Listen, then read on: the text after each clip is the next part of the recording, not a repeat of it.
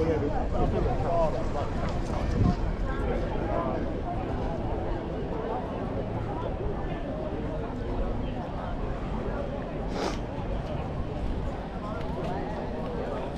you want to quick a couple minutes? Yeah, sure, I'll do that, yeah. So, excuse my ignorance. I see that you're very well liked here. Yeah. No. All right. So, what's your name and what's your background?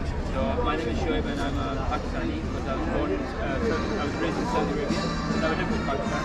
So being in Saudi Arabia, I was an immigrant, and then obviously when I came to the UK, I've always considered myself as an immigrant. I'm more than happy just to be here, just to be a law-abiding, a good citizen of the UK, and just be an immigrant. I'm not like one of them people who need the entitlement of, I've been here for such a long period, I need to be called either the British or, and all these things. I don't believe in that. Like I said, I can be here my whole life and I'll still be more than happy to be called a law-abiding citizen of an immigrant of the country, and that's it, because you're getting everything that you won't get anywhere else. So I think the reason why I do this and I've turned up here, because there is a lot of problem that is going on in the UK, and it's coming from the Pakistani community. So me being a Pakistani, I think this is my loyalty to the country, loyalty to the people of the country who have given me almost everything that I've got. And I've got a very, I've got everything. I wouldn't have it. If I go anywhere else, I wouldn't have the things that I've got.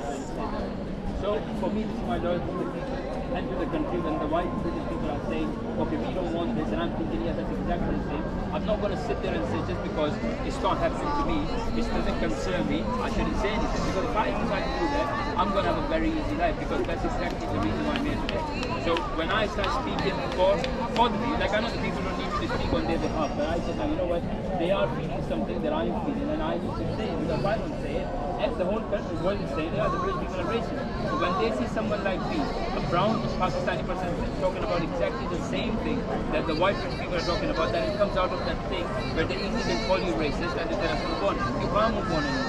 You can't call people racist fashion and say, oh, you know what, this is it. This is not it. It's just the start, and I would like to say more people should come out. And to the Pakistanis, I think minorities, when they go around and say, oh, why us? Why? Get out of this victim mentality. The reason why people hate the Pakistani or hate somebody who looks like me is because of the thing that is done by my own community. So rather than taking accountability, don't deflect.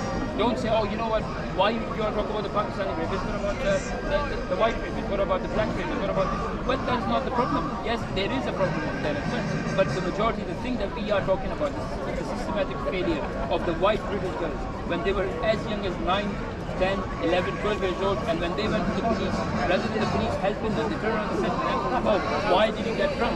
Why did you, we've always been kids, we have done things that we were not supposed to. We have been through life choices that we regret, everybody has that.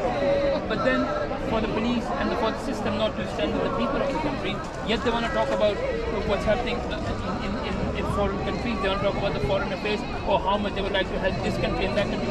Help your own country first. And then let's talk about immigration or migrants. And I do agree, the people turning up here without any paper, first of all, 99.999% of them are men. I have never ever seen any woman, any children. I have not seen, unless it's the BBC recording, is the mainstream, nonsense media. Biased reports. Yeah, biased. Exactly, you're absolutely right. So when I see that, yes, these are illegal criminals. They should not be here. If you want to unless you treat them as criminals, they will keep coming up. Unless we start giving them harsher punishment. And I would say another thing. If they turn up illegally in the UK, they should not go to jail. Because the taxpayer, why should the taxpayer pay for these people being in jail? They should put them back and send them back. Regardless, I know people will say sending them back, people will die. But the thing is, they got here somehow. They can go back as well. We don't want them. If anything, give them a little bit of food for the travel and tell them, off you go. We don't want you here. We got our own people in this country who are suffering. And I talk about, I'm a legal migrant, I came through Heathrow Airport, and I will talk about myself as well. If I am in this country and I cannot abide by the law of this country, I think I should be deported as well. Why do you come to a country, you know the rules, you know the regulations, especially when you come in legally, you know everything is on the book. If you cannot follow that, if you're not okay with UK being a Christian country, maybe go to a Muslim country. Yeah. There are many, there are plenty. So yeah, that's the reason why I'm doing it. I don't see any ethnic minority, unfortunately. So, but yeah, it is what it is. So, on one hand, as an immigrant, you've given a voice to other immigrants who perhaps feel the same way as you, but they're scared to speak out. And on the other hand, I'm sure you have some people who really hate you, who really. How do you deal with that? Well, I've got a lot of death threats. Unfortunately, the police won't help me. The police aren't here to help me. They've got I do get a lot of death threats, and it is only from my own community. So that is a different thing. But yeah, there isn't any. How do you say that? You know, I know you're saying there are silent minority or majority, you call it, from my own community. But the problem is, I don't want them to be silent anymore because it's not helping anyone. I can sit at home and I can just avoid all of this and I can enjoy my life. I can have a very good life. But because I'm doing what I'm doing, I've lost my job from the council because they said to me, unless you stop saying that the white people are racist, you can't have this. And unfortunately for me, I've got too much gratitude to the country and towards the white people. So I think because of that, I wouldn't stop. But yeah, no, they talk about silence, majority or minority. I don't think there's any because I do get occasionally messages from the people from my own community saying, "Oh, we're very proud of what you're doing. We couldn't do it, but you're doing it." Because I've always said, why don't you come and do this? Why don't you come up with it? You're not going to do it now. There is too much divide already, and that is because a lot of communities, rather than saying that, okay, if somebody looks at a Pakistani, what is it that he represents? But if you're a Pakistani, come to a country, what do people say about you when they look at you? Unfortunately, what the Pakistani community has done, that is unfortunate. It's very unfortunate because I am a Pakistani. But unless more people come out and do what I am doing, it's not going to happen. All right, man. Thank you. No problem at all, man. Thank you.